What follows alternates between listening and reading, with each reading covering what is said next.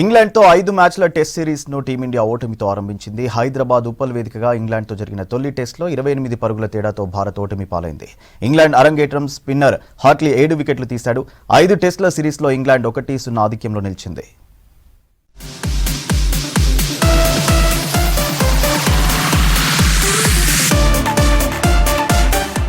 ఉప్పల్ వేదికగా జరిగిన మొదటి టెస్టులో భారత్ ఓడిపోయింది. టీమిండియాపై 28 పరుగుల తేడాతో ఇంగ్లాండ్ విజయం సాధించింది.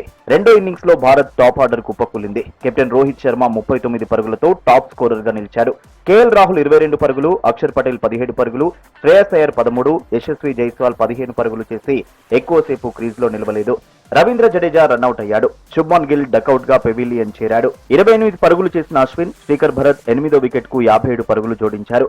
ఈ క్రమంలో రవిచంద్రన్ అశ్విన్, శ్రీకర్ భరత్ నిలకడగా ఆడుతూ భారత విజయంపై ఆశలు రేకెత్తించారు.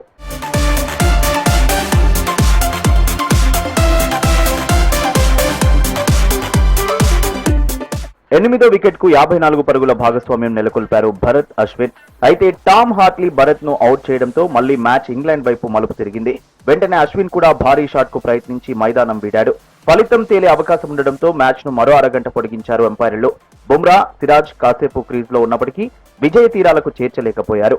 ఇంగ్లాండ్ బౌలర్లు టామ్ హార్ట్లీ 7 వికెట్లు, రూట్, జాక్లిట్ చెరో వికెట్ పడగొట్టారు.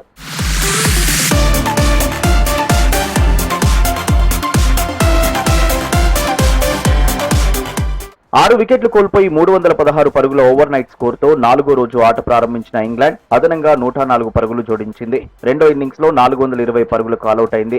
దీంతో భారత్ ముందు 230 పరుగుల లక్ష్యాన్ని ఉంచగలిగింది. అంతకుముందు భారత్ తొలి ఇన్నింగ్స్ లో 436 పరుగులకు ఆలౌట్ అయింది.